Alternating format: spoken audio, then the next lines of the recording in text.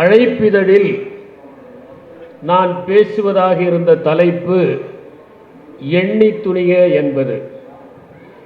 என்னையே கேட்காமல் எண்ணி துணிந்ததால் இந்த தலைப்பை திரு முருகன் அவர்கள் கொடுத்திருக்கின்றார்.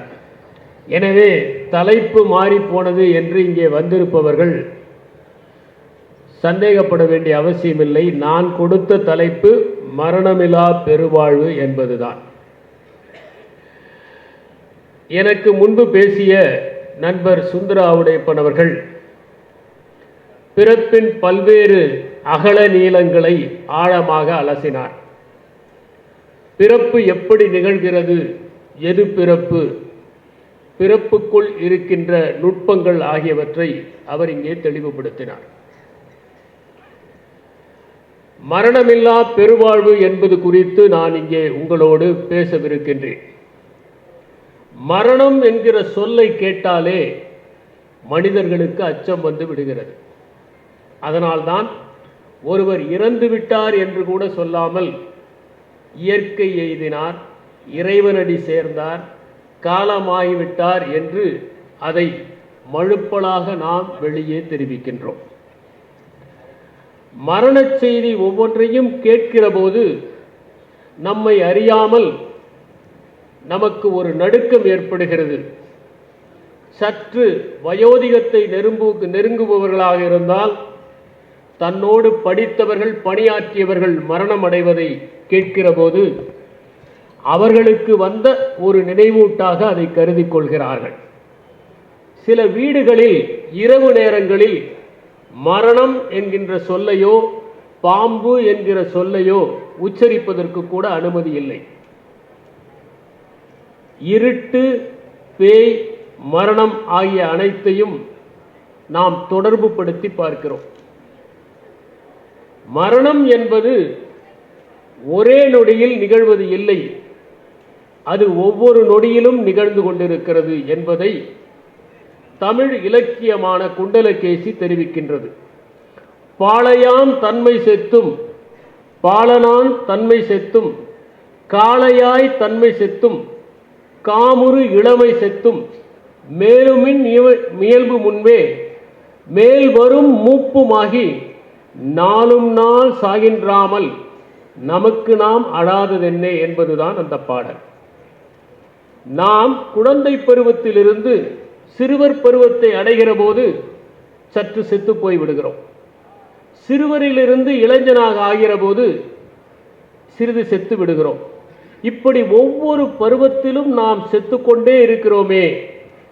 நாம் நமக்காக அழாமல் அடுத்தவர்கள் மரணத்திற்காக அழுகிறோமே, அது ஏன் என்கிற கேள்வியை குண்டலகேசி முன்வைக்கிறது. உளவியல் ரீதியாக மரணத்தை கண்டு நாம் ஏன் அச்சுகிறோம் என்பதற்கான விடை ஒன்று இருக்கிறது. ஒருவர் இறந்து போகிற போது நாம் ஏன் வருத்தப்படுகிறோம், ஏன் கண்ணீர் சிந்துகிறோம்? ஒரே ஒரு விடைதான், நமக்குள்ளும் கொஞ்சம் செத்து போய் விடுகிறது.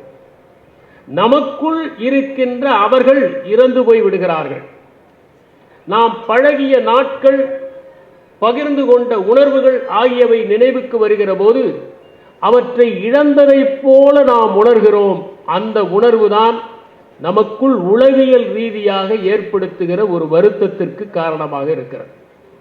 ஒரு எழுத்தாளர் சொன்னார், மனிதர்கள் யாராவது செத்து போகிற செய்தியை கேட்டால் முதலில் சற்று மகிழ்ச்சி கூட அடைகிறார்கள். நல்ல வேளை நாம் செத்து போகவில்லை என்பதுதான் அதற்கான காரணம் என்று குறிப்பிடுகிறார். எனக்கு முதல் அறிமுகமானது என் தாத்தாவின் மரணம். தாத்தா 90 வயதை கடந்தவர். எப்போதும் மகிழ்ச்சியாக இருப்பார்.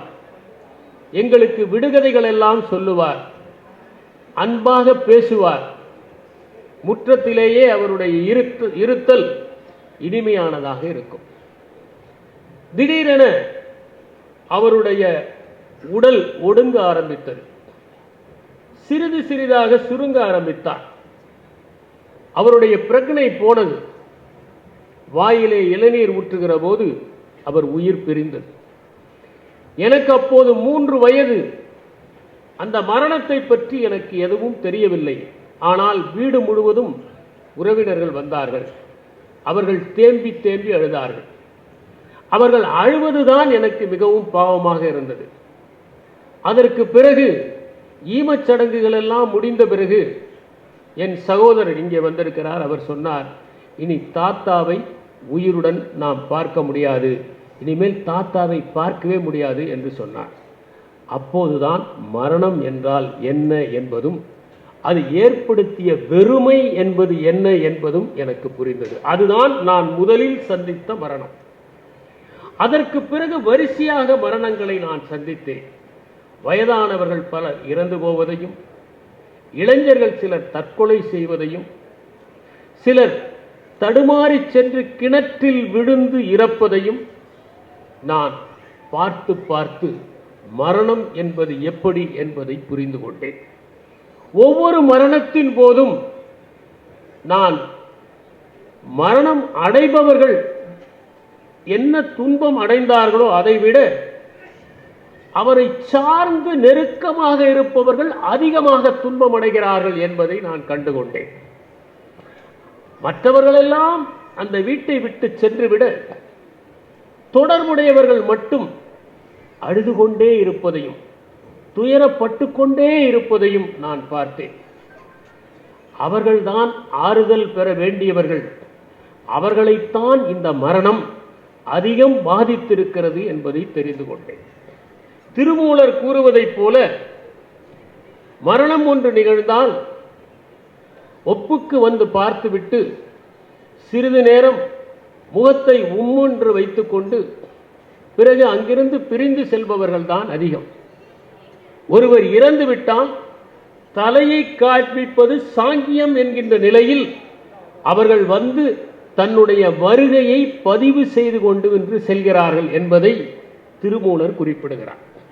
சீழ்க்கை விளைந்தது செய்வினை முட்டிற்று, யாக்கை பிரிந்தது அழகு பழுத்தது, மூக்கினில் கை வைத்து மூடிட்டு கொண்டு போய் காக்கைக்கு உண்பலி காட்டியவாறே என்பது திருமூலர் குறிப்பிடுகின்ற அந்த பாடல். காக்கைக்கு அந்த படையலெல்லாம் முடிந்த பிறகு எல்லாவற்றையும் நாம் மறந்து விடுகிறோம் என்பதை திருமூலர் குறிப்பிடுகிறார். இந்த உளவியல் ரீதியாக நான் குறிப்பிட்டதைப் போல நம்முடைய பாதிப்பு என்பது எப்படி ஏற்படுகிறது என்பதை சற்று விரிவாக பார்க்கிற போது நாம் அனைவருமே மரணம் என்கின்ற ஒன்றிற்கு சற்று பயந்து கொண்டுதான் இருக்கிறோம். இந்த கேள்வி மனிதனுக்கு எப்போது பகுத்தறிவு, திரு சுந்தராவுடைப்பன் சொன்னாரே, அந்த பகுத்தறிவு ஏற்பட்டதோ அப்போதிலிருந்து அவனை குடைய ஆரம்பிக்கின்ற இருத்தல் ரீதியான கேள்வியாக இருக்கிறது. விலங்குகள் மரணத்தை கண்டு பயப்படுவதில்லை. நீங்கள் பார்க்கலாம் தொலைக்காட்சியிலே பல நீண்ட கொக்குகள் வேய்ந்து கொண்டிருக்கிற போது திடீரென்று எங்கிருந்தோ வருகிற ஒரு நரி ஒரு கொக்கை பிடித்து செல்வதையும் சிறிது நேரத்தில் அங்கே சலசலப்பு ஏற்படுவதையும் அதற்கு பிறகு மீதம் இருக்கிற கொக்குகள் சகஜமாக உண்பதையும் நாம் பார்க்கலாம். மரணத்தை மற்ற உயிர்கள் எல்லாம் சாதாரணமாக எடுத்துக்கொள்கின்றன.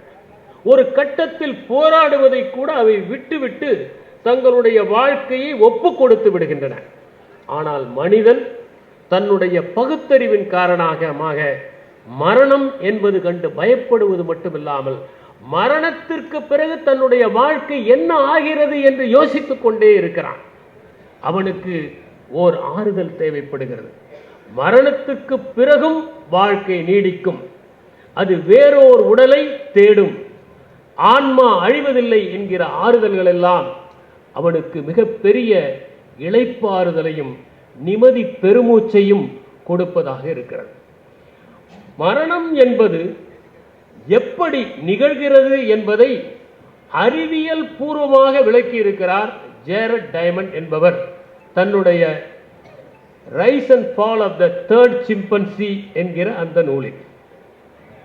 அவர் சொல்லுகிறார், மனிதன் காடுகளிலே அலைந்து திரிந்த போது அவனுடைய ஆயுள் குறைவாக இருந்தது. 30 ஆண்டுகளை கூட அவன் தாண்ட முடியவில்லை. நாம் நினைப்பதைப் போல உணவு சேகரிப்பதும் வேட்டையாடுவதும் எளிதான செயல்கள் அல்ல. பல நேரங்களில் எந்த இரையுமே கிடைக்காது. மனிதனிடம் ஒரு புலியை போன்றோ சிங்கத்தை போன்றோ வேட்டையாடுவதற்கான கூரிய நிகங்கள் கிடையாது. தொடக்கத்தில் ஆயுதம் கூட கிடையாது. பிறகு அவன் கல்லாயுதங்களை தயார் செய்தான். அவற்றால் சிறிய சிறிய மிருகங்களைத்தான் அவனால் வேட்டையாட முடியும். காடுகளில் அலைந்து திரிய வேண்டும். அப்போது அவனுக்கு காயங்கள் ஏற்படும், தொற்று ஏற்படும், மருந்து இல்லை, அவன் மடிந்து போவான். 30 ஆண்டுகளுக்குள் மனிதன் மடிந்து போகிற நிலைமை ஏற்பட்டது. அதற்கு பிறகு அவன் ஓரிடத்திலே தங்கி வேளாண்மை செய்ய ஆரம்பித்த போது உபரியாக தானியங்கள் உற்பத்தியாகின. பஞ்சம் ஏற்படுகிற போது கூட தானியங்களை அவனால் தருவித்துக் கொண்டு உண்டு வாழ முடியும். அப்போதுதான் அவனுடைய ஆயுள் அதிகரிக்க ஆரம்பித்தது. அதே நேரத்தில் யுவல் நோவா ஹராரி குறிப்பிடுவதைப் போல எப்போது வேளாண்மை தோன்ற ஆரம்பித்ததோ அப்போதுதான் மனிதர்களுக்குள் வேறுபாடும் ஏற்றத்தாழ்வும் ஏற்பட்டது. சிலர் ஆள்பவர்களாக ஆனார்கள், சிலர் மேட்டுக்குடியினர்களாக ஆனார்கள், சிலர் உழைப்பவர்களாக மாறினார்கள். அதற்குள் நாம் போக வேண்டாம். சமூக பொருளாதார நிலையை பற்றி நாம் ஆராயாமல் மரணம் குறித்து மட்டும் ஆராய தொடங்குவோமே. ஆனால் மனிதன் வேளாண்மை செய்கிற போதுதான் அவனுடைய ஆயுள் அதிகரித்தது.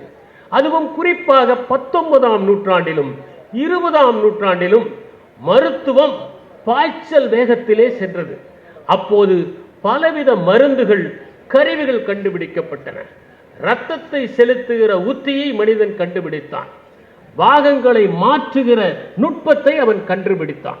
நச்சுயிர் கொல்லிகளுக்கான மருந்து கண்டுபிடித்த போது பிறப்பு விகிதம் அதிகரித்தது, இறப்பு விகிதம் குறைந்தது. அப்போதுதான் மக்கள் தொகை அதிகமானது. அப்படி மனிதர்களுடைய மக்கள் தொகை அவனுடைய கண்டுபிடிப்புகளால் அதிகமானது. நம் உடம்பிலேயே பழுது பார்க்கிற ஒரு அமைப்பு இருக்கிறது. எப்படி வாகனங்கள் பழுதானால் நாம் உடனடியாக புதிதாக வாங்கியதை தூக்கி எறிய மாட்டோமோ, சரி செய்து அதை ஓட்டுவோமோ, அதை போல நம் உடம்பிலும் ஏதாவது பாகம் பழுதானால் அதை அந்த அமைப்பே சரி செய்துவிடும். உதாரணமாக ஒரு காயம் ஏற்பட்டால், ஒரு சிராய்ப்பு ஏற்பட்டால் உடனே நம்முடைய அந்த பழுது பார்க்கிற அமைப்பு அதை சரி செய்து அதை சரியாக்கிவிடும். அதை போல நம்முடைய உடம்பு எப்போதெல்லாம் சிறிது பழுதாகிறதோ அதை சரி செய்கின்ற அமைப்பு பணியாற்றிக் கொண்டே இருக்கும். இது எப்படி என்றால், சில விலங்குகளுக்கு தேவைக்கு ஏற்ப எது முக்கியம் என்பதை தீர்மானித்துத்தான் அந்த பழுது பார்க்கிற அமைப்பு பணியாற்றுகிறது. உதாரணமாக பாம்புக்கு தோல் உரிப்பது முக்கியம். எத்தனை முறை வேண்டுமானாலும் தோல் உரிக்க வேண்டும். அதை போல யானைகளுக்கு பற்கள் மிகவும் முக்கியம். அதனால் யானைகளுக்கு பல் முளைத்து எழ வேண்டும். நண்டுகளுக்கு மேல்புறம் இருக்கிற எலும்புக்கூடு மிகவும் முக்கியம். அதனால் அதை மாற்றிக்கொண்டே இருக்க வேண்டிய சூழல். அப்படி எந்த விலங்குக்கு எது தேவை என்பதை தீர்மானித்துத்தான் அந்த பழுது பார்க்கும் அமைப்பு பணியாற்றுகிறது.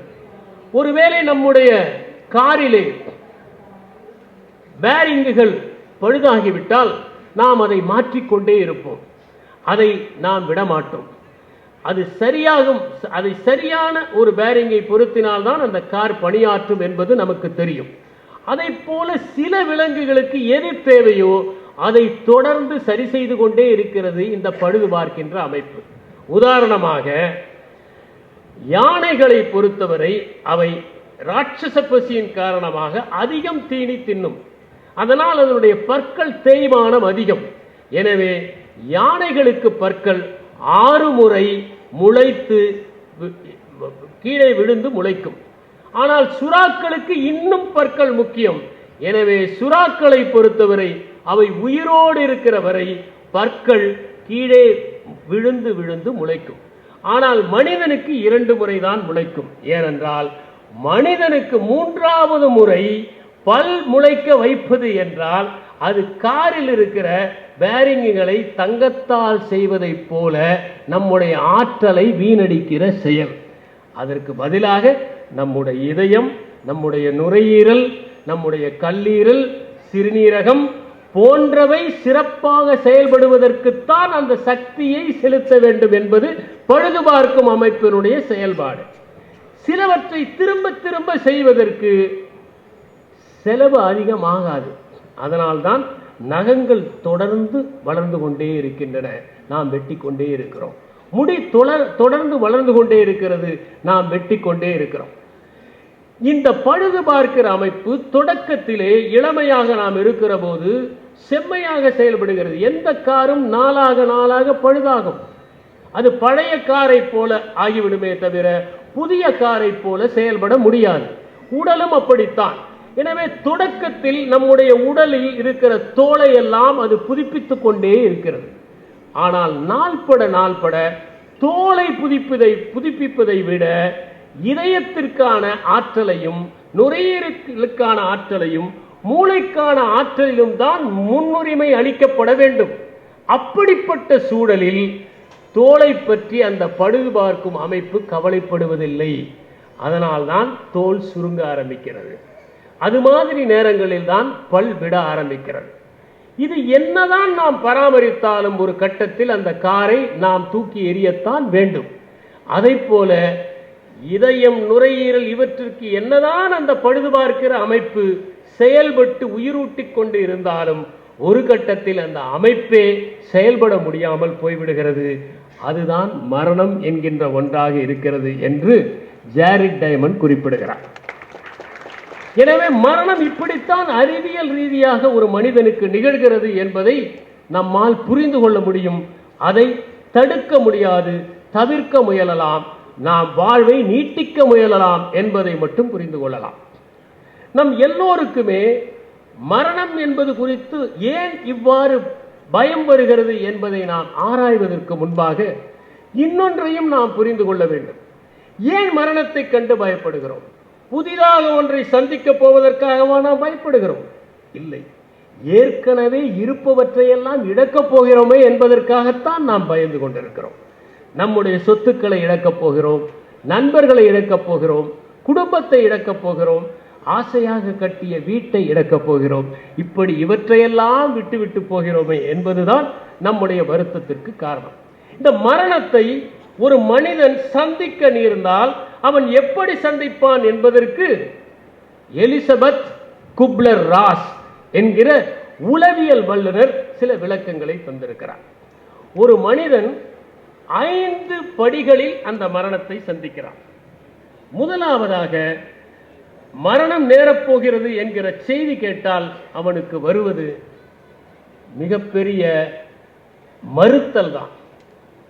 அவனிடம் சென்று, உனக்கு ஒரு நோய் இருக்கிறது, நீ அதிக நாள் வாழ மாட்டாய் என்று சொன்னால் அவன் அதை ஒத்துக்கொள்ள மாட்டான். எனக்கு எதற்கு நோய் வருகிறது? நான் எந்த தவறுமே செய்யவில்லையே, என்னிடம் எந்த தீய பழக்கமுமே இல்லையே, நேற்று கூட நான் பல பேருக்கு நன்மை செய்திருக்கிறேனே, என்னுடைய வாழ்நாளில் நான் சுத்தமாக இருந்திருக்கிறேனே, என்னை சுத்திகரித்துக் கொண்டே இருந்திருக்கிறேனே, எனக்கு தூய பழக்கங்கள் தானே இருந்திருக்கின்றது, நான் தான தர்மம் எல்லாம் செய்கிறேனே, வாரந்தோறும் நான் கோயிலுக்கு போய் விளக்கேற்றுகிறேனே, பிறகு ஏன் எனக்காக மரணம் வர வேண்டும்? இல்லை, மருத்துவர் தவறாக சொல்லுகிறார். இந்த பரிசோதனை கூடத்தில் நாம் பரிசோதிக்க கூடாது, வேறொரு பரிசோதனை கூடத்தில் பரிசோதிக்கலாம் என்று அதை தள்ளி போடக்கூட செய்வார். ஏனென்றால் மரணம் நிகழப் போகிறது என்றவுடன் முதலில் ஒருவர் செய்வது மறுத்தல் தான்.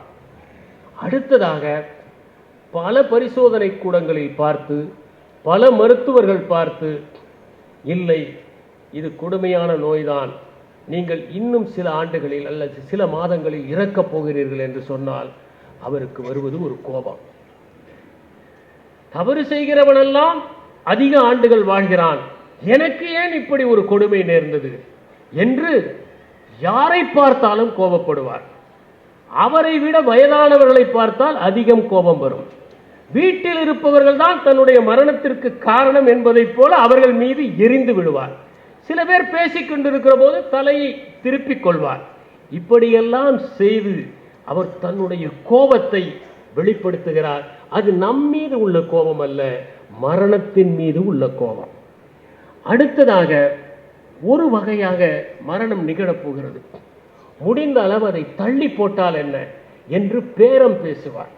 அப்போதுதான் அவர் மருத்துவர் கொடுக்கிற மருந்துகளை எல்லாம் ஒழுங்காக சாப்பிடுவார், பத்தியம் இருப்பார், வேண்டாம் என்று சொன்னவற்றை விலக்கி வைப்பார், உடற்பயிற்சி செய்வார், கோயிலுக்கு சென்று தினமும் அர்ச்சனை செய்வார், தினமும் சாமியை வேண்டிக் கொண்டே இருப்பார். அது மட்டுமல்ல, யார் என்ன வைத்தியம் சொன்னாலும் அதை செய்வார். இப்படிப்பட்ட நிலைமையில் அவர்கள் ஆயுளை நீட்டிக்க முடியாதா என்று பேரம் பேசுபவர்கள்.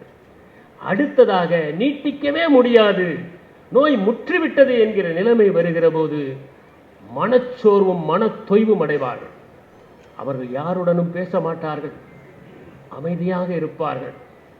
அவர்களுக்கு ஒரு விதமான நடுக்கம் ஏற்படும், வாழ்க்கையின் மீது விரக்தி ஏற்படும். என்ன வாழ்ந்து என்ன பயன், இவற்றையெல்லாம் நாம் இழந்துவிட்டு போகப் போகிறோமே என்கிற எண்ணம் ஏற்படும். அமைதியாக மௌனமாக அவர்கள் நாட்களை தள்ளுவார்கள். அதற்கு பிறகு ஒரு கட்டம், அதுதான் 5வது கட்டம். அந்த 5வது கட்டத்தில் தான் அவர்கள் மரணத்தை ஏற்றுக்கொள்வார்கள். ஏற்றுக்கொண்ட பிறகு எல்லோரிடமும் மகிழ்ச்சியாக பேசுவார்கள், நிம்மதியாக இருப்பார்கள். நான் நாட்களை எண்ணிக்கொண்டிருக்கிறேன் என்று சொல்வார்கள். பிடித்த பொருட்களை எல்லாம் மற்றவர்களுக்கு பகிர்ந்து கொடுப்பார்கள். யார் வந்தாலும் அவர்களிடம் மகிழ்ச்சியாக பேசுவதோடு மட்டுமில்லாமல் வாழ்க்கையின் நிலையாமையை பற்றி எல்லாம் எடுத்து சொல்வார்கள். இப்படி அவர்கள் மரணத்தை ஏற்றுக்கொள்வது என்பது 5வது படியில் தான் வரும்.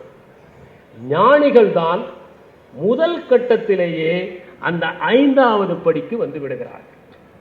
அவர்கள்தான் மரணம் நிகழப்போகிறது என்று சொன்னால் அதை மகிழ்ச்சியானதாக ஏற்றுக்கொள்வார்கள்.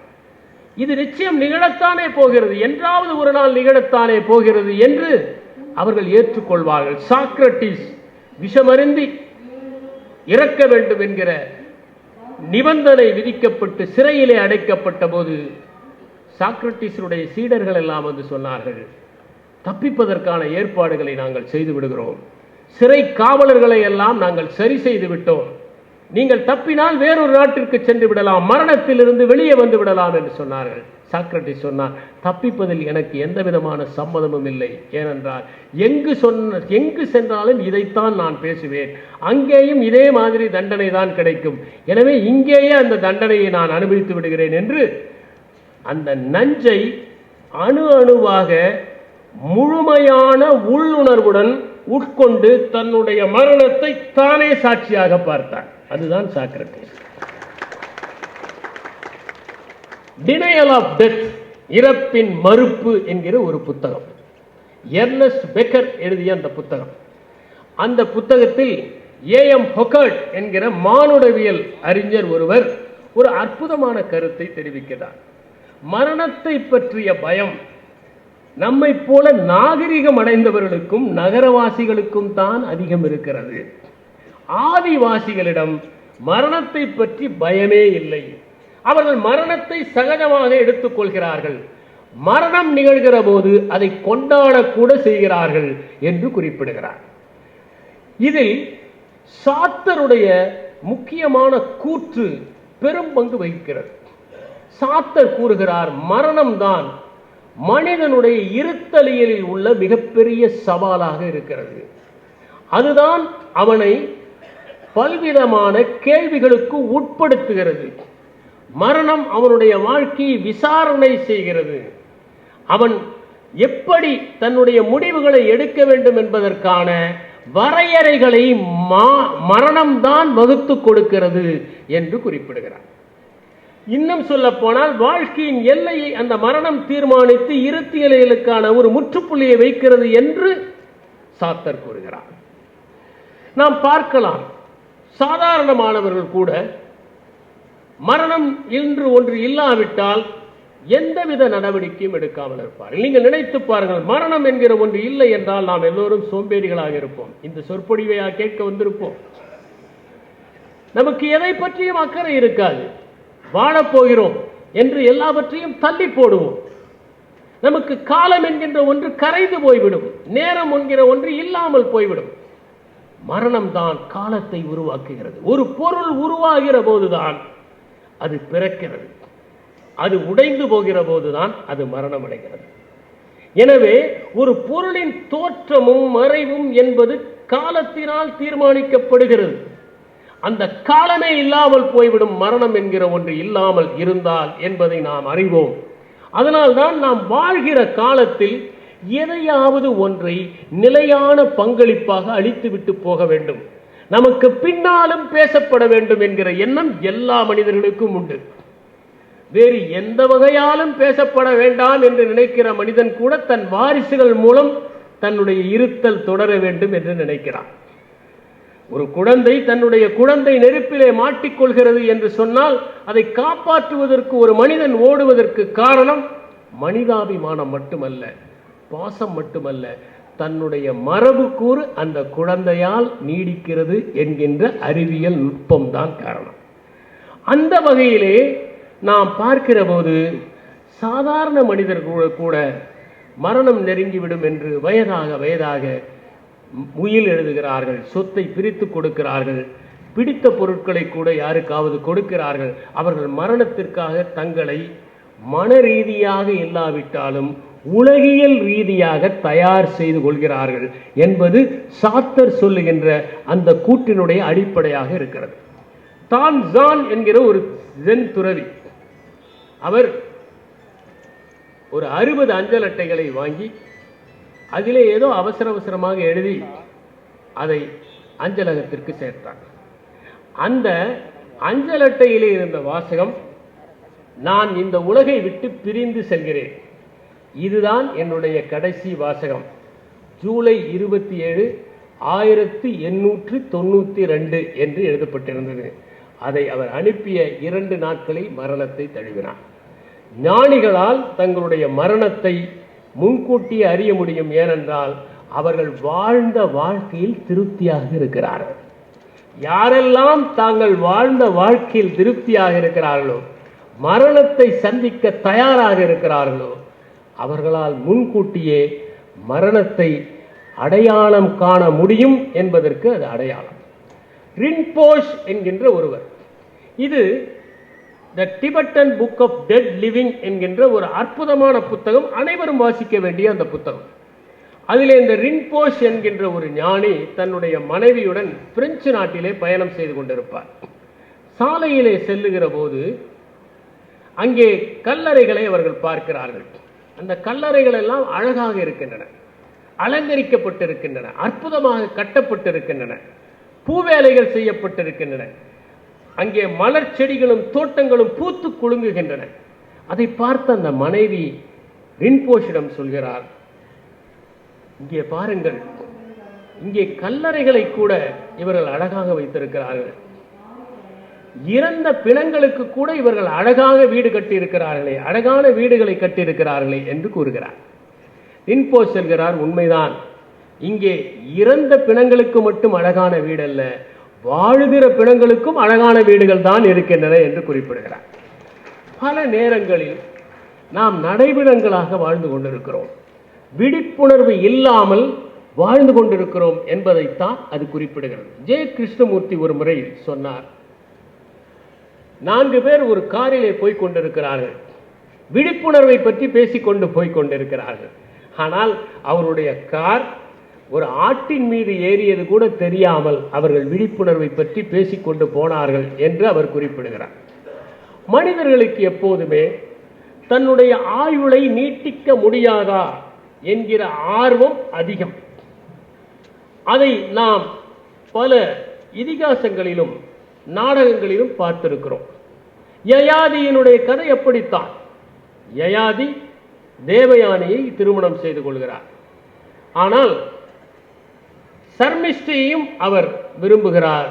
சர்மிஷ்டைக்கும் யயாதிக்கும் இருக்கிற தொடர்பை அறிந்தவுடன் தேவயானி தன்னுடைய தந்தை சுக்கிராச்சாரியரிடம் சென்று இப்படி தவறான உறவு இருக்கிறது என்று சொன்னதும் வெகுண்ட அந்த சுக்கிராச்சாரியார் யயாதியை முதுமை அடையும்படி சாபமிட்டு விடுகிறார். நம்முடைய நாட்டில் எல்லா சாபங்களும் ஒரு சாப விமோச்சனங்களை இலவச இணைப்பாக பெற்று வரும் என்று பாரதி கிருஷ்ணகுமார் குறிப்பிடுவதைப் போல ஒரு இலவச இணைப்பாக இந்த முதுமையை யாராவது வாங்கிக் கொள்ள தயாராக இருந்தால் நீ இளமையாக ஆகிவிடுவாய். அவனுக்கு அவ்வளவு ஒரு காமம் சர்மிஷ்டையின் மீது. அதனால் அவன் தன்னுடைய மகன்களை எல்லாம் அழைத்து கேட்கிறான். யாரும் ஒத்துக்கொள்ளவில்லை. ஆனால் கடைசி மகன் குரு, நான் உன்னுடைய முதுமையை வாங்கிக் கொள்கிறேன், என் இளமையை தருகிறேன் என்று சொல்கிறான். இப்போது முதுமை குருவுக்கு வந்து விடுகிறது, இளமை யயாதிக்கு வந்து விடுகிறது. அப்போது குருவை பார்த்து கேட்கிறான், எல்லோரும் முதுமையை வாங்கிக் கொள்ள மறுத்த போது நீ மட்டும் எப்படி வாங்கிக் கொண்டாய்? அதற்கு குரு சொன்னான், இத்தனை ஆண்டுகள் வாழ்ந்து உங்களுக்கு திருப்தி கிடைக்கவில்லை என்றால் எனக்கு மட்டுமா கிடைக்கப் போகிறது? எனவே இப்போதே அதை நான் ஏற்றுக்கொண்டு விடுகிறேன் என்று சொன்னான். ஆனால் மாதவன் என்பவர் இந்திய ஆட்சி பணித்துறையிலே இருந்து ஓய்வு பெற்றவர், சாகித்ய அகாடமி பெற்ற கேரள நாட்டைச் சேர்ந்தவர், கேரள மாநிலத்தை சார்ந்தவர். அவர் இந்த சர்மிஷ்டா என்கிற ஒரு சிறுகதையை எழுதியிருப்பார். அதிலே சர்மிஷ்டாவிடம் இந்த இளமையை பெற்றுக்கொண்டு யயாதி வருகிற போது சர்மிஷ்டா சொல்கிறாள், உன் இளமையை தந்தவன் குரு, எனக்கு மகன் முறை ஆகிறது, எனவே நான் இனிமேல் உன்னுடன் எந்த விதமான தொடர்பும் வைத்துக் கொள்ள மாட்டேன் என்கிறான்.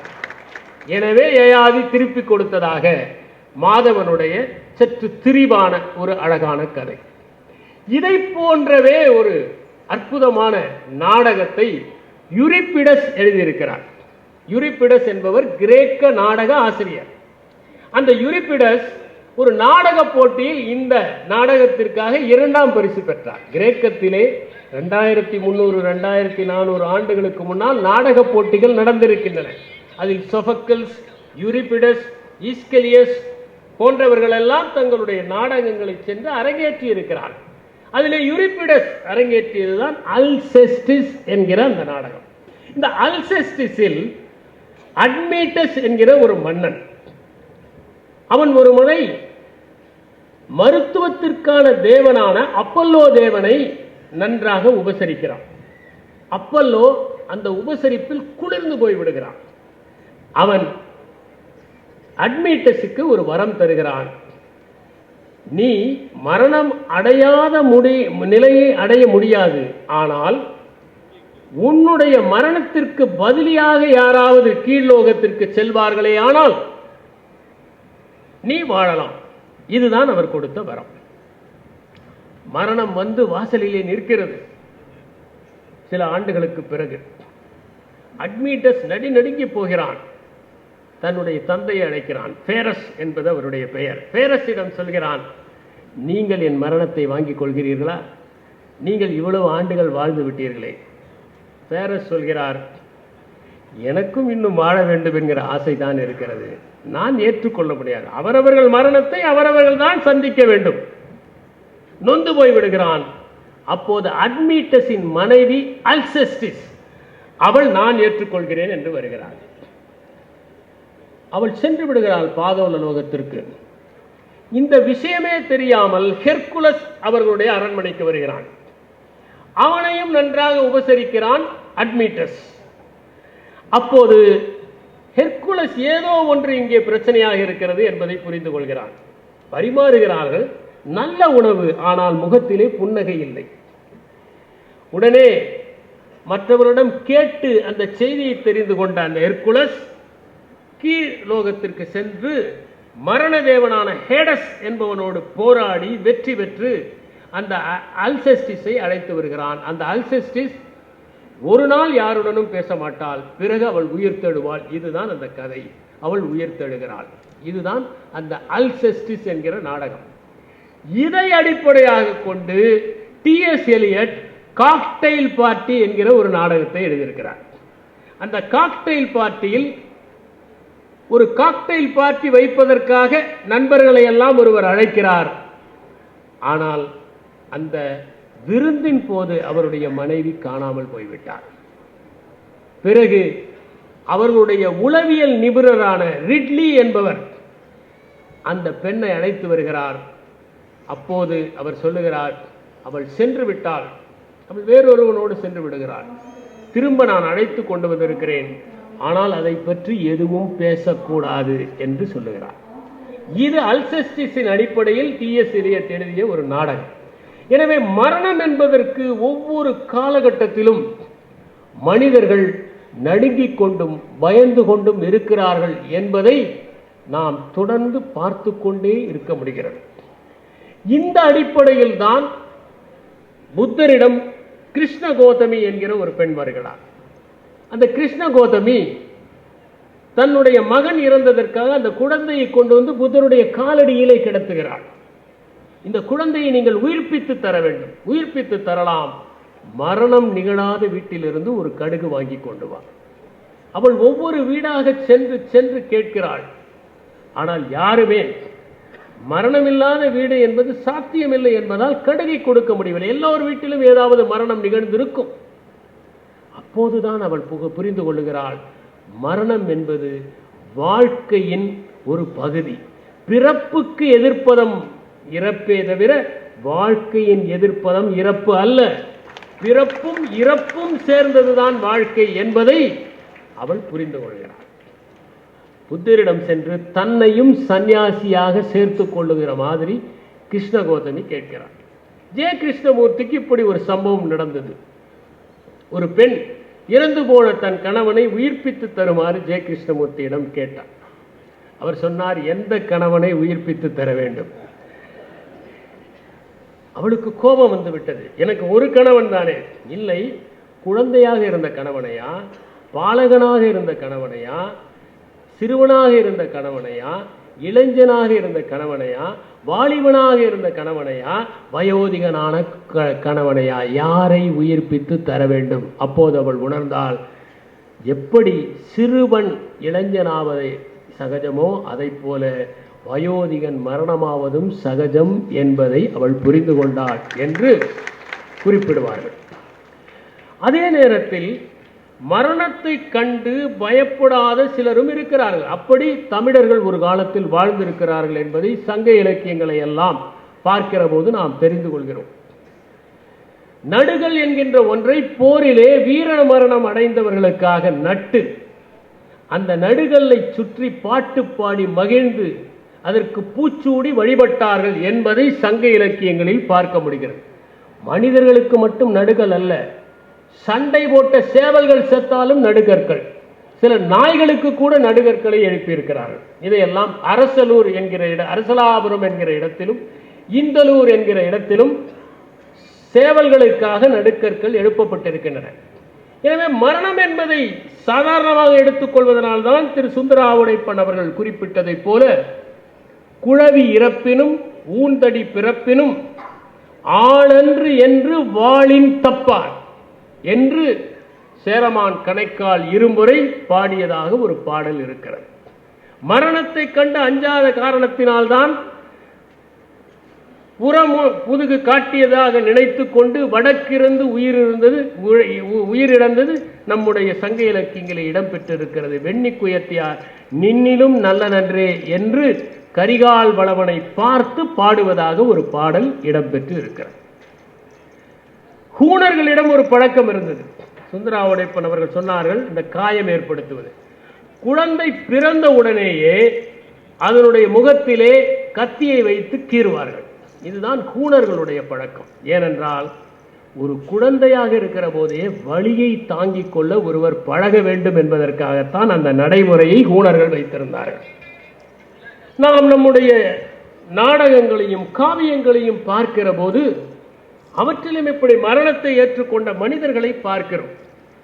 உதாரணமாக கிரேக்க ரோமானிய இலக்கியங்களுக்கும் தமிழ் இலக்கியங்களுக்கும் நிறைய தொடர்பு இருப்பதை பார்க்கலாம். தமிழ் இலக்கியத்திலே விருந்தினர் என்று சொன்னால் உறவினர்கள் அல்ல, முன்பின் தெரியாதவர்கள் தான் விருந்தினர்கள். அத்தையோ மாமனோ சித்தப்பா மகனோ பெரியப்பா பெண்ணோ உறவினர்கள், அவர்கள் விருந்தினர்கள் அல்ல. இதுவரை நீங்கள் பார்த்தே அறியாத மனிதர் உங்கள் வீட்டுக்கு வந்தால் அவர்களுக்கு நீங்கள் செய்கிற உபச்சாரம் தான் விருந்தோம்பல். இதே மாதிரியான ஒரு பண்பாடு கிரேக்கத்திலே இருந்தது. யுலிசஸ் ட்ராயிலே யுத்தம் செய்துவிட்டு திரும்பி வருவதற்கு பல ஆண்டுகள் ஆகின்றன. அப்போது அவனுடைய மனைவியான பெனிலோப்பை அடைவதற்காக பலரும் வந்து போட்டி போடுகிறார்கள். யுலிசஸ் இறந்து போயிருப்பான், என்னை திருமணம் செய்து கொள் என்று. அந்த பெனிலோப் நுட்பமான ஒரு செயலை செய்வாள். நான் ஒரு சால்வையை பின்னிக் கொண்டிருக்கிறேன், அது முடிந்ததும் திருமணம் செய்து கொள்கிறேன் என்று. அத்தனை பேரும் அந்த அரண்மனையிலேயே இருந்து விருந்தோம்பலை எதிர்கொள்வார்கள். அவள் பகலெல்லாம் அதை பின்னுவாள், இரவெல்லாம் எடுத்து விட்டு விடுவாள், பிரித்து விட்டு விடுவாள். கடைசியில் யுலிசஸ் வருவான். ஆனால் யுலிசஸா என்று அடையாளம் தெரியாது. அவர்கள் இருவருக்கும் ஒரே ஒரு ரகசியம் தெரியும். அவன் யுலிசஸ் மற்றவர்கள் அனைவரையும் வீழ்த்தி விட்டு நான் தான் உன் கணவன் என்று சொல்வான். சரி, இன்று இரவு நாம் இருவரும் படுக்க போகிற அந்த கட்டிலை எடுத்து அந்த அறையில் போடலாம் என்று. அவன் சொல்லுவான், எப்படி போட முடியும்? நம்முடைய கட்டிலின் 4 கால்களில் ஒரு கால் ஒலிவ மரம் ஒன்று பூமியிலிருந்து வருகிறது, அதுதானே 4வது கால். நம் கட்டிலை எப்படி நகர்த்த முடியும் என்று சொல்கிறான். இதுதான் அவர்களுக்குள் இருக்கிற ரகசியம். நீங்கள் கிரேக்கத்தை நீங்கள் படித்து பார்த்தால் அதிலே மானத்திற்கு ஏதேனும் பங்கம் வந்துவிட்டால் உயிரை மாய்த்து கொள்வது என்பது சகஜமாக இருந்தது. பித்தாகரஸை பற்றி நாம் அறிந்திருக்கிறோம். பல சீடர்கள் இருந்தார்கள். ஒரு நாள் அவருடைய எதிரிகள் அவரை துரத்தி கொண்டு வருகிறார்கள். ஒரு அவரை தோட்டத்திற்குள் அவர் மறைந்து கொள்கிறார்.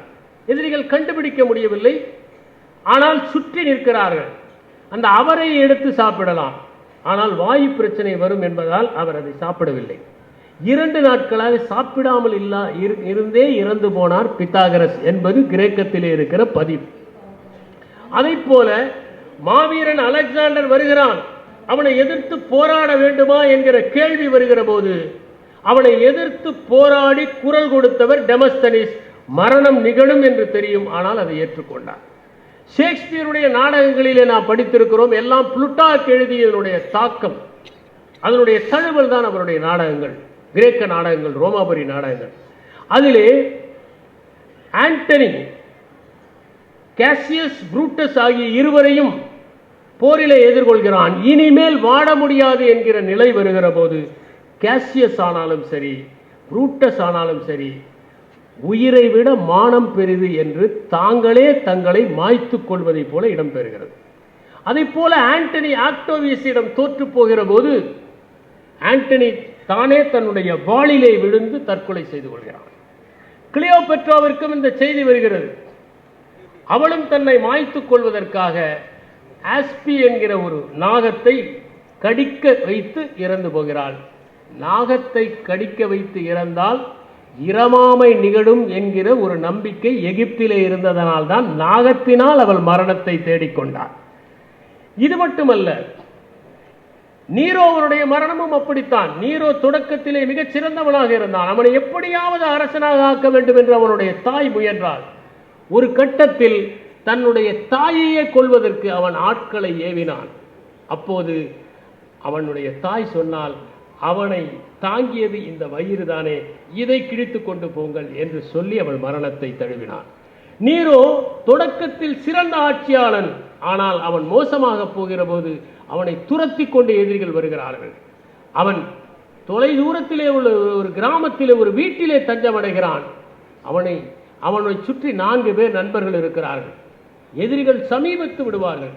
அப்போது அவனுடைய நண்பர்கள் சொல்லுகிறார்கள், நீ எதிரிகளின் கைகளில் கிடைப்பதை விட நீயாக இறந்து போவது நல்லது என்று. அப்போது நீக்ரோ தற்கொலை செய்து கொள்கிறான்.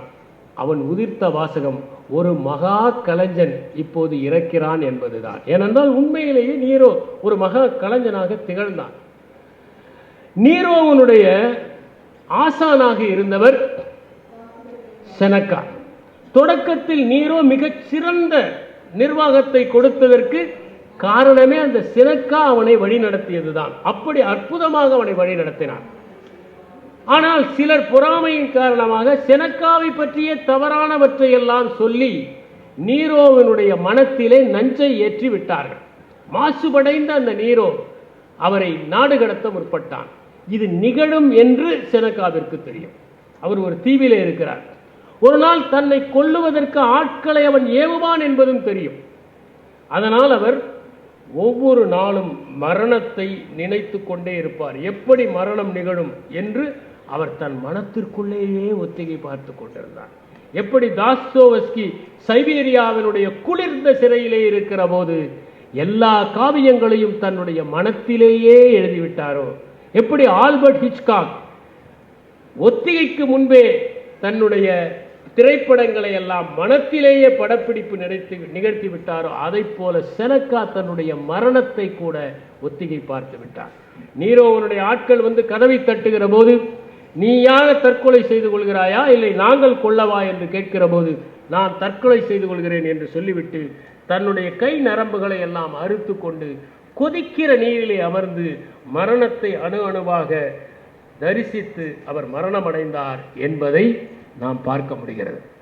இப்படி நம்முடைய கிரேக்க காவியங்களிலும் ரோமாபுரியைச் சேர்ந்த காவியங்களில் மட்டுமல்ல, நாம் வாழ்க்கையிலும் மரணத்திற்கு அஞ்சாத பலரை பார்க்கிறோம்.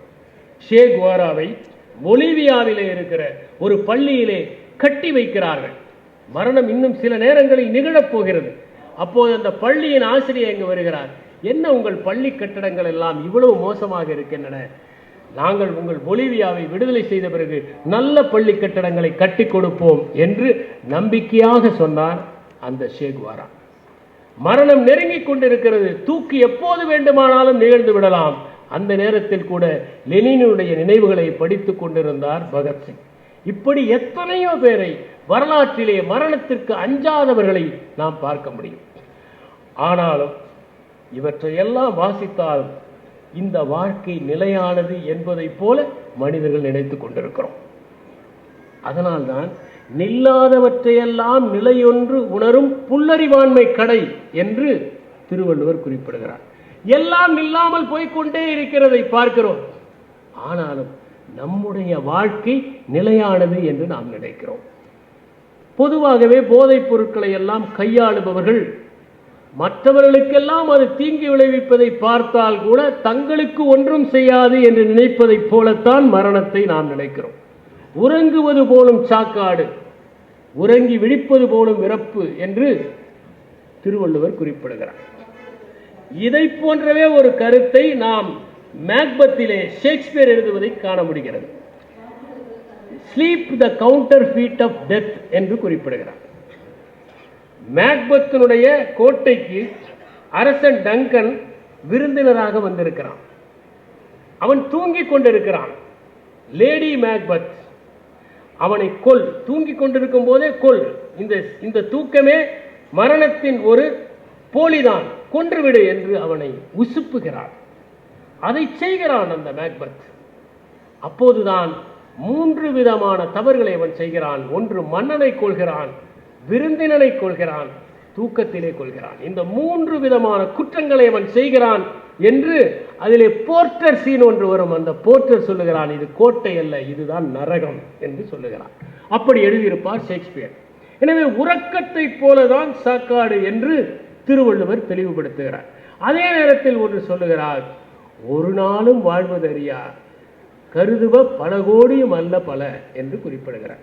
ஒரு நாள் கூட நாம் உருப்படியாக வாழ்கிறோமா? விழிப்புணர்வோடு வாழ்கிறோமா? ஆனால் பல ஆண்டுகள் வாழ வேண்டும் என்று நாம் நினைக்கிறோம். ஒவ்வொரு நாளையும் நாம் விழிப்புணர்வுடன் வாழ்ந்தால் வாழ்கிற நாட்கள் போதும், அதுவே நமக்கு திருப்தியாக இருக்கும். இதைத்தான் செனக்கோ சொல்கிறார், வாழ்க்கை என்பது குறைவானதல்ல, நீளமானதுதான். வாழ வேண்டிய விதத்திலே நீங்கள் வாழ்ந்தால் அது நீளமாகத்தான் இருக்கிறது. நீங்கள் தான் சரியாக வாழாததால் அது குறுகியதை போல தோன்றுகிறது. இன்னும் வாழ வேண்டும் என்று ஆசைப்படுகிறேன். முல்லா நஸ்ருதீனை கேட்டார்கள், திருமணமானவர்கள் அதிக ஆண்டுகள் வாழ்வார்களா? அதிக ஆண்டுகள் வாழ மாட்டார்கள், ஆனால் அதிக ஆண்டுகள் வாழ்வதை போல தோன்றும் என்று குறிப்பிட்டார். இது முல்லா நஸ்ருதீன் குறிப்பிட்ட ஒரு முக்கியமான செய்தி. எனவே நாம் தெரிந்து கொள்வது ஒன்று என்னவென்றால், மரணத்தை பற்றிய ஒரு முக்கியமான நிகழ்வு என்பது மரணத்தை நாம் புரிந்து கொள்வதில் தான் இருக்கிறது. கலீல் கிப்ரான் சொல்கிறார், இந்த வாழ்க்கையின் இதயத்தை நான் விசாரிக்காமல் மரணத்தின் ரகசியத்தை எப்படி புரிந்து கொள்ள வேண்டும்? மரணம் என்பது ஒரு ஆடு மேய்ப்பவனை அரசன் ஒருவன் தன் கைகளால் ஆசீர்வதிப்பதற்குள் அவன் நடுங்குவதை போன்ற ஒரு நிகழ்வு என்று குறிப்பிடுகிறார். நாம் சரியாகவே வாழாவிட்டால் மரணத்தை எப்படி அறிந்து கொள்ள முடியும்? நாம் எதையோ நினைத்து ஓடிக்கொண்டே இருந்தால், நிகழ்காலத்திலேயே இல்லாமல் கடந்த காலத்திலோ எதிர்காலத்திலோ நம்முடைய நாட்களை எல்லாம் வீணடித்துக் கொண்டிருந்தால் நாம் எப்படி அந்த மரணத்தை சந்திக்க முடியும்? நாம் எப்படி அதை நுகர முடியும்? நாம் பாரதியார் காலனை பார்த்து உன்னை எட்டி உதைப்பேன் என்று சொல்வதை படித்திருக்கிறோம். பாரதியார் வாழ்நாள் முழுவதும் போராட்டங்களோடும் துயரங்களோடும் வறுமையோடும் வாழ்ந்தவர். அவர் வாழ்கிற காலத்தில் இந்தியா விடுதலை பெற வேண்டும் என்று கனவு கண்டவர். பெண்கள் சுதந்திரமாக இருக்க வேண்டும் என்று ஆசைப்பட்டவர். இந்தியா தொழில்களில் மேம்பட்டு இருக்க வேண்டும் என்று விரும்பினவர். சாதிகள் எல்லாம் அழிந்து போக வேண்டும் என்று ஆசைப்பட்டவர்.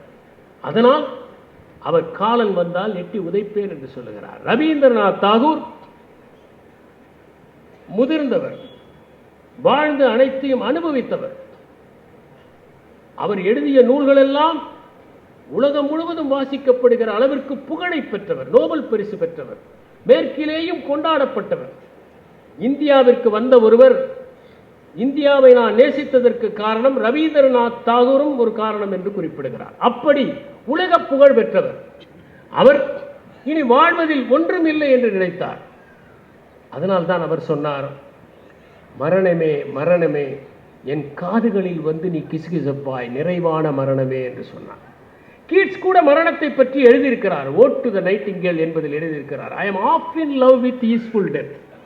நான் வழியில்லாத மரணத்தில் பாதி அளவுதான் நேசம் கொண்டிருக்கிறேன். முழுமையாக நேசம் கொண்டால் இறந்து போய்விடுவார்கள். நான் வழியில்லாத மரணத்தின் மீது பாதி நேசம் வைத்திருக்கிறேன். நான் I am half in love with easeful death என்று குறிப்பிடுகிறார்.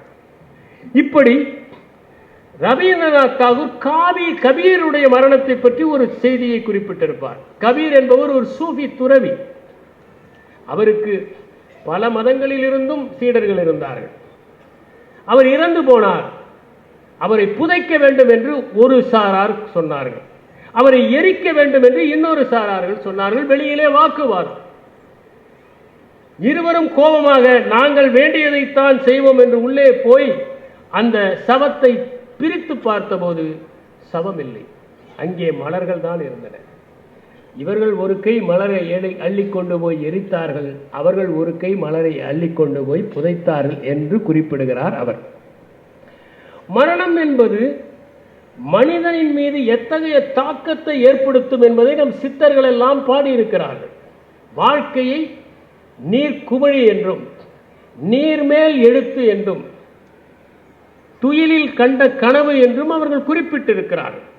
பட்டினத்தார் எழுதுகிறார், என் பெற்ற தாயும் என்னை பிணமென்று சொல்லி இகழ்ந்து விட்டார், பொன் பெற்ற மாதரும் போமென்று சொல்லி புலம்பி விட்டார், கொன்பெற்ற மைந்தரும் பின்வலம் வந்து குடம் உடைத்தார் என்று குறிப்பிடுகிறார். அவ்வளவுதான் வாழ்க்கை.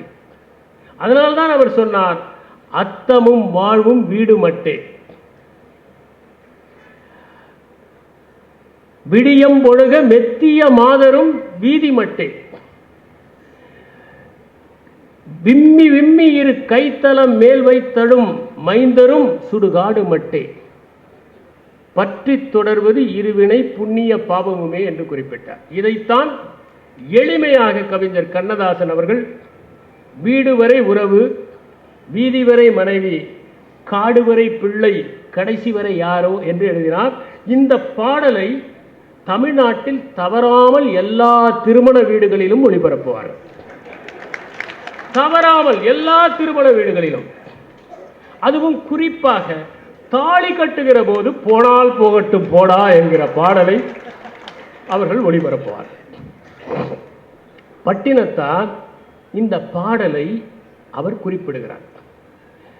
நாம் திச்நாட் ஹான் என்பவர் எழுதிய ஒரு அற்புதமான புத்தகம், நோ ஃபியர் நோ டெத். நாம் ஏன் மரணத்தை கண்டு பயப்படுகிறோம்? அவர் சொல்லுகிறார், இது எல்லாவற்றிற்கும் மூல பயம் ஒன்று இருக்கிறது. ஒவ்வொரு குழந்தையும் கருப்பையிலே இருக்கிற போது மகிழ்ச்சியாக இருக்கிறது. ஏனென்றால் அது சாப்பிட வேண்டியதில்லை, அது மூச்சு விட வேண்டியதில்லை. அதற்கு மருந்து கூட தாய் தான் உட்கொள்கிறார். கருவறையில் மிகவும் மகிழ்ச்சியாக அந்த குழந்தை இருக்கிறது, எந்தவித தொல்லையும் இல்லை, பாதுகாப்பாக இருக்கிறது. எப்போது அது பிறக்கிறதோ அப்போது நம்மை பொறுத்தவரை அது பிறப்பு, குழந்தைக்கு அதுதான் முதல் இறப்பு. ஏனென்றால் வெளியே வந்த பிறகு அதுவாக சுவாசிக்க வேண்டும், அதுவாக உணவு உண்ண வேண்டும், வெளிச்சத்தை பார்க்கிறது. இனி தானே எல்லாம் செய்து கொள்ள வேண்டும் என்பதற்காக அது பயந்து நடுங்குகிறது. அந்த நிலைமையில் தான் அதற்கு ஏற்படுகிறது அந்த மூல பயம். அந்த மூல பயம்தான் ஒவ்வொரு மாற்றத்தின் போதும் நாம் பயப்படுகிறோம். இடமாறுதல் ஏற்பட்டால் பயப்படுகிறோம், ஓய்வு பெற்றால் பயப்படுகிறோம். எல்லோரும் அல்ல. ஏன் பயப்படுகிறோம் என்றால் இந்த மாற்றம் என்பது ஒருவித மரணம். இந்த மரணம் அந்த மூல பயத்திலிருந்து வருகிறது. எனவே இறப்புக்கான பயம் வேறொன்றும் இல்லை, பிறப்பிலிருந்து தொடங்குகிறது. அதைத்தான் நாம் நுட்பமாக புரிந்து கொள்ள வேண்டியவர்களாக இருக்கிறோம். இப்படி இந்த மரணத்தின் பயத்தை நாம் உணர்கிற அதே நேரத்தில் எப்படி மனிதர்கள் சூழ்நிலை கைதிகளாக ஆகிவிடுகிறார்கள் என்பதையும் தெரிந்து கொள்ள வேண்டும். புத்தர் ஒரு கதை சொல்வார். ஒரு வியாபாரி இருந்தார். அவர் வெளியூர் சென்றிருக்கிற போது சில திருடர்கள் வந்து அவருடைய வீட்டை கொள்ளையடித்து விட்டு, அவருடைய மகன் சின்ன பாலகனாக இருந்தான், அவனையும் கடத்தி கொண்டு வீட்டை எரித்து விட்டு சென்று விட்டார்கள். ஆனால் வீடு எரிந்த போது வேறு ஏதோ ஒரு குழந்தை வந்து அங்கே எரிந்து அது சாம்பலாகி அதனுடைய உடல் அங்கே இருக்கிறது. வியாபாரத்திற்கு போனவன் திரும்பி வருகிறான், வீடு எரிந்திருக்கிறது, குழந்தை அங்கே இருக்கிறது. பார்த்தான், அந்த குழந்தை தன்னுடைய குழந்தை என்று நினைத்து வருத்தப்பட்டு ஈமக்கிரியைகள் எல்லாம் செய்து அதனுடைய சாம்பல் ஒன்றை எடுத்து தன்னுடைய சுருக்கு பையில வைத்துக் கொண்டு அவ்வப்போது எடுத்து அதுதான் தன் மகன் என்று முத்தமிட்டுக் கொண்டிருப்பான். இந்த பாலகன் அவர்களோடு கடத்தப்பட்டவன் இருக்கிறானே, அவன் ஒரு நாள் அந்த திருடர்களை ஏமாற்றிவிட்டு இங்கே திரும்பி வருகிறான். அப்பா அங்கே கவலையோடு இருப்பதை பார்த்து அப்பா அப்பா என்கிறான். நீ யார்? என் மகன் ஏற்கனவே இறந்து விட்டான் என்று இவன் சொல்லுகிறான். நான் தான் உன் மகன், நான் தப்பி விட்டேன். இவன் நம்ப தயாரா இல்லை. பார், சாம்பல் கூட இருக்கிறது, நான் நம்ப மாட்டேன் என்று சொல்ல, கடைசியில் அழுது அழுது பார்த்த அந்த பாலகன் வேறு வழி இல்லாமல் திரும்பி விடுகிறான் என்று அந்த உருவக கதையை சொல்லியிருப்பார். பல நேரங்களில் நாம் சாம்பலை வைத்துக்கொண்டு நிஜத்தை இழந்து கொண்டிருக்கிறோம் என்பதுதான் வாழ்க்கை நமக்கு உணர்த்துகிற மிகப்பெரிய பாடமாக இருக்கிறது. பல நேரங்களில் நாம் நிழல்களை மட்டுமே வைத்துக்கொண்டு அசலை மறந்து விடுகிறவர்களாக இருக்கிறோம். அதனால்தான் நாம் பல நேரங்களில் தெம்பாக சில பேர் பேசிக் கொண்டிருப்பதை பார்க்கலாம். எதற்கும் பயப்படாதவர்களைப் போல அவர்கள் பேசுவார்கள், எல்லோரையும் துச்சமாக நினைப்பார்கள், யாருக்கும் மரியாதை கொடுக்க மாட்டார்கள். அப்படிப்பட்டவர்கள் கூட மரணம் நிகழப்போகிறது என்கிற போது தேம்பி தேம்பி அழுவதை நாம் பார்க்க முடிகிறது. அப்படி அவர்கள் ஏன் தேம்பி தேம்பி அழுகிறார்கள் என்றால், அவர்கள் மரணம் என்கின்ற ஒன்றை கண்டு உண்மையிலே நடுங்குகிறார்கள். அப்படி மரணத்தின் தெளிவை பெற முடியாத போது, இந்த மாற்றத்தின் இயல்பை புரிந்து கொள்ள முடியாத போதுதான் ஒரு விதமான நடுக்கம் அவர்களுக்கு ஏற்படுகிறது என்பதை நாம் உணர்ந்து கொள்ள முடியும். ஒரு ஜென் கதை ஒன்று உண்டு. ஒரு மெய்காப்பாளன் மிகச் சிறப்பாக அவன் சண்டைகள் எல்லாம் போடுவான். அவன் ஒரு சாமுராயிடம் சண்டை கற்பதற்காக வருகிறான். அந்த சாமுராய் அவனுக்கு சண்டை சொல்லிக் கொடுப்பதற்காக முதலில் சில பயிற்சிகளை சொல்லுவார். சில நேரம் கழித்து அவர் பார்ப்பார், வேறு எந்த வீரனிடம் பார்க்காத ஓர் அற்புதமான குணம் அவனிடம் இருக்கிறது என்று. அவன் கண்களில் தான் அந்த குணம் இருக்கிறது. அவர் பயிற்சியை நிறுத்திவிட்டு கேட்பார், உன்னிடம் ஒரு அபரிமிதமான குணம் இருக்கிறது, அது என்ன என்று. நான் இதுவரை மரணத்தை கண்டு பயப்பட்டதே இல்லை, எத்தனையோ முறை சண்டையிட்டு இருக்கிறேன், ஆனால் ஒரு முறை கூட மரணத்தை கண்டு நான் பயப்பட்டதில்லை, அதுதான் என்னுடைய சிறப்பு குணம் என்று. உனக்கு பயிற்சியே தேவையில்லை, இந்த குணமே உன்னை எப்போதும் காப்பாற்றும் என்று அவர் திருப்பி அனுப்பி வைத்து விடுகிறார். நாம் வாழ்கிற வாழ்க்கை எப்படிப்பட்டது என்பதை சற்று அறிந்து கொள்வது அவசியம். பல நேரங்களில் வாழ்வது மட்டுமே வாழ்க்கை அல்ல, இரண்டு விதமான நுட்பங்கள் பேசப்பட்டிருக்கின்றன. வாழ்க்கையில் சாவு, சாவில் வாழ்க்கை. வாழ்ந்து கொண்டிருக்கிற போதே இறந்தவர்கள் பல பேர் இருக்கிறார்கள். கோல்ரிட்ஜ் ஏன்ஷியன்ட் மெரைனர் என்கிற ஒரு அற்புதமான கவிதை எழுதியிருப்பார். கப்பல் ஒன்று சென்று கொண்டு இருக்கிறது. அதிலே ஒரு மாலுமி. அவனை தேடி தேடி ஒரு அல்பட்ராஸ் வரும். அவன் அதை நேசிப்பான், அதை அழைப்பான். அவனிடம் வட்டமிட்டு விட்டு அந்த அல்பட்ராஸ் பறந்துவிடும். ஒரு கட்டத்தில் அந்த பயணம் சிரமமாகிறது. அப்போது சக மாலுமிகள் சொல்லுகிறார்கள், அந்த அல்பட்ராஸ் தான் துரதிர்ஷ்டத்தை கொண்டு வந்தது, அதனால் அந்த அல்பட்ராஸை நீ கொன்றுவிடு என்று. அவன் தன்னை நம்பி வந்த அல்பட்ராஸை கொன்று விடுவான். அதற்கு பிறகு கடல் உறைந்து விடுகிறது. கப்பல் எங்கேயும் சொல்ல முடியவில்லை. உணவு கிடைக்காததால், தண்ணீர் கிடைக்காததால் அந்த சக மாலுமிகள் எல்லாம் இறந்து விடுகிறார்கள். இவன் மட்டும் உயிரோடு இருக்கிறான். அதைத்தான் கோல்ரிட்ஜ் சொல்கிறார், இவன் வாழ்விலே சாவாக வாழ்கிறான். சாவிலே வாழ்வல்ல, இவன் வாழ்வே சாவுதான். அதைத்தான் டெத் இன் லைஃப் என்று அவர் குறிப்பிடுகிறார். அங்கே இருக்கக்கூடிய சின்ன உயிரினங்களை எல்லாம் பார்த்து கோபப்படுகிறான், எரிச்சல் உறுகிறான். இவையெல்லாம் மாறி ஒரு கட்டத்தில் அவனுக்கு ஒரு தெளிவு ஏற்படுத்துகிறது. எப்படி எலிசபெத் குப்லர் ராஸ் கடைசி படியை அடைகிறாரோ அதை போல அவனுக்கு கருணை பிறக்கிறது. அந்த மீன்களை நேசிக்கின்றான், அவை வாழ வேண்டும் என்று விரும்புகிறான். அல்பட்ராஸ் இறந்ததற்காக கண்ணீர் சிந்துகிறான். திடீரென உறைந்த கடல் உருகுகிறது. கப்பல் மேலே செல்கிறது. கரையை அடைகிறான், பிழைத்துக் கொள்கிறான்.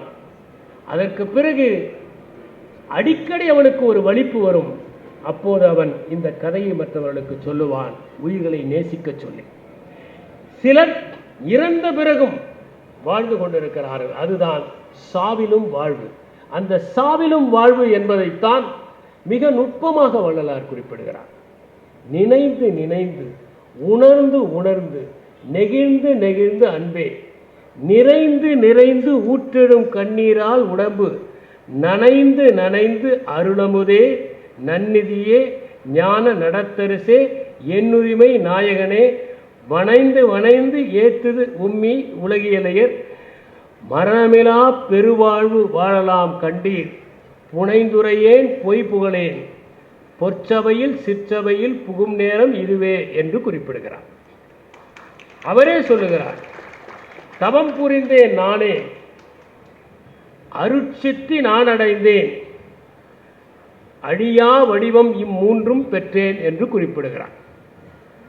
வள்ளலார் போன்ற ஞானிகள் மரணமில்லாத பெருவாழ்வை அடைய முடியும். நம்மை போன்ற சாமானியவர்கள் எப்படி மரணமில்லாத வாழ்வை அடைய முடியும்? அதுதான் கேள்வி.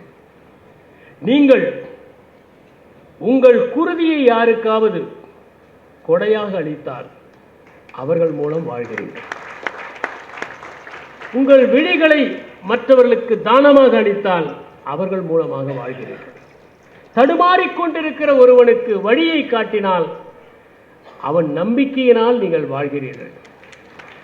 இப்படி யாருக்கெல்லாம் உதவி செய்கிறோமோ, யாருக்கெல்லாம் நாம் நம்பிக்கையை தருகிறோமோ அவர்கள் மூலமாக நம் வாழ்க்கை தொடர்கிறது. திருவள்ளுவர் மரணமில்லாத வாழ்க்கையை அடையவில்லையா? 2000 ஆண்டுகளுக்கு பிறகு இன்னும் நாம் அவரை பேசிக் கொண்டிருக்கிறோம் என்றால் மரணமில்லாத பெருவாழ்வு அதுதானே. நாம் இன்னும் ஷேக்ஸ்பியரை பேசிக் கொண்டிருக்கிறோம், ஒத்தல்லோவை பேசிக் கொண்டிருக்கிறோம், மேக்பத்தை மேற்கோள் காட்டுகிறோம், ஹேம்லெட்டை பற்றி பேசுகிறோம், கிங்லியரை பற்றி சொல்லி நாம் மற்றவர்களை எச்சரிக்கிறோம். ஓய்வூதியதாரர்களை யாருக்கு வேண்டுமானாலும் சொத்தை கொடுக்காதீர்கள் என்று கிங்லியரை பார்த்து தானே சொல்லுகிறோம். இவற்றையெல்லாம் நாம் சொல்வது என்றால் அவர்கள் மரணமடையாத வாழ்க்கையை அடையவில்லையா? பரிணாம வளர்ச்சியை 5 ஆண்டுகள் பல்வேறு இடங்களுக்கு பயணம் செய்து, கப்பலில், சின்ன கப்பலிலே, பீகிளிலே பயணம் செய்து அறிந்து உலகத்திற்கு தந்த சார்லஸ் டார்வின் மரணமில்லாத வாழ்வை அடையவில்லையா? எப்படி விதிகள் செயல்படும், இயற்கையின் விதிகள் என்று நமக்கு கற்றுத்தந்த நியூட்டன் மரணமில்லாத வாழ்க்கையை அடையவில்லையா? ரத்தத்தின் வகைகளை நமக்கு முதலில் சொல்லிக் கொடுத்த லான்ஸ்டீனர் மரணமில்லாத வாழ்க்கையை அடையவில்லையா? இரத்த ஓட்டம் எப்படி இதயத்திலிருந்து நிகழ்கிறது என்பதை சொன்ன ஆர்வி மரணமில்லாத வாழ்க்கையை அடையவில்லையா? இப்படி எத்தனையோ ஞானிகள், எத்தனையோ அறிஞர்கள் தங்கள் பங்களிப்பால் மரணமில்லாத வாழ்க்கையை அடைந்திருக்கிறார்கள். மரணத்தை புரிந்து கொள்வதுதான் மரணமில்லாத வாழ்க்கைக்கான முதல் படியாக இருக்க முடியும். அந்த மரணத்தை நாம் தெளிவாக புரிந்து கொண்டால் மரணம் என்பதில் இருக்கிற பயம் கூட நமக்கு நம்மிடமிருந்து விலகிவிடும். இரண்டு விதமான மனிதர்களை பார்க்கலாம். மரணம் தன்னை அடையவே முடியாது என்று நினைத்து கொண்டு வாழ்கிற மனிதர்கள், மரணம் தன்னை எப்போதும் துரத்தி கொண்டிருப்பதாக நினைத்துக் கொண்டிருப்பவர். எண்ணற்றோர் வாழ்வதற்கான நேரமே ஒதுக்குவதில்லை. அதனால் தான் அவர்களுக்கு மரணத்திற்கான பயம். அவர்கள் லட்சியத்தை தேடி ஓடிக்கொண்டிருக்கிறார்கள், அவாவை தேடி ஓட்டிக் கொண்டிருக்கிறார்கள், வேட்கையின் பின்னால் ஓடிக்கொண்டிருக்கிறார்கள், இன்னும் பணம் செய்ய வேண்டும் என்று நினைத்துக் கொண்டிருக்கிறார்கள். எந்த பணக்காரராவது சம்பாதிப்பதை நிறுத்தியதாக சரித்திரம் இருக்கிறதா? அவர்கள் ஓடிக்கொண்டே இருப்பதற்கு காரணம் அவர்களுக்கு இன்னும் போதவில்லை. நான் இதையெல்லாம் அடைந்த பிறகு நிற்பேன் என்று நினைக்கிறார்கள். அந்த நொடி வராமலேயே அவர்கள் போய்விடுகிறார்கள். அவர்கள் அதை அடைய முடியாமலேயே போய்விடுகிறது. நாம் இந்த கையளவு வாழ்க்கையில் கடலளவு சாதிப்பதற்கான ஒன்று ஏதாவது பங்களிப்பு செய்தோமா என்பதை பொறுத்துத்தான் அமைந்திருக்கிறது என்பதை பார்க்க வேண்டும். எப்போது மாற்றம் என்பது மனித இனத்திலே சாதாரணம் என்று நாம் நினைக்கிறோமோ, எல்லா நேரங்களிலும் மாற்றம் நிகழத்தான் செய்யும் என்பதை புரிந்து கொள்கிறோமோ, அந்த மாற்றத்திற்காக கவலைப்படாமல் இருக்கிறோமோ, மாற்றத்தை ஏற்றுக்கொள்கிறோமோ, அப்போது நாம் மரணமில்லாத வாழ்க்கையை அடைந்தவர்களாக கௌரவிக்கப்படுவோம். நாம் எத்தனை பேருடைய மரணத்திற்காக வருத்தப்பட்டிருக்கிறோம்? நம்மை சார்ந்தவர்களுடைய மரணத்தை கூட அனுதினமுமா நினைத்து நாம் அழுது கொண்டிருக்கிறோம். மற்றவர்களின் மரணத்தை எல்லாம் நாம் சர்வ சாதாரணமாக எடுத்துக்கொள்கிறோம். நம்முடைய மரணம் மட்டும்தான் விஸ்வரூபம் எடுத்து நம் முன்னால் இருக்கிறது. எனவே வாழ்க்கையை சரியாக வாழ்வதாலும் ஒவ்வொரு நொடியையும் மகிழ்ச்சியாக கழிப்பதாலும் இந்த வாழ்க்கை என்பது ஒரு கொண்டாட்டம் என்பதை புரிந்து கொள்வதாலும் ஒவ்வொரு நாள் எழுகிற போதும் இன்னொரு நாள் வாழ கிடைத்தது என்கிற நன்றி உணர்வை இருத்தலுக்கு செலுத்துவதாலும் மரணமில்லா பெருவாழ்வை அடையாவிட்டாலும் மரணத்தை புரிந்து கொள்கின்ற பெருவாழ்வை அடைவோம் என்று கூறி உங்கள் அனைவருக்கும் நன்றி கூறி விடைபெறுகிறோம். இந்த தகவல் உங்களுக்கு பிடிச்சிருந்தா லைக் பண்ணுங்க, உங்க ஃப்ரெண்ட்ஸுக்கு ஷேர் பண்ணுங்க, மறக்காம எங்க சேனலுக்கு சப்ஸ்கிரைப் பண்ணுங்க.